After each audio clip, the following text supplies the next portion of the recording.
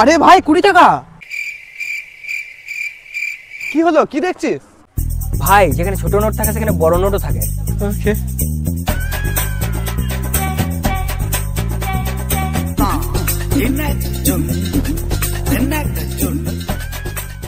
Wow, ভাই 500।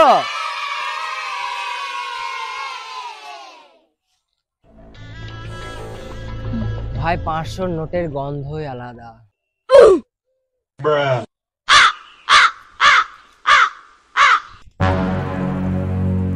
দাদা তোমার টাকা হারিয়েছে? হ্যাঁ ভাই হারিয়েছে তো।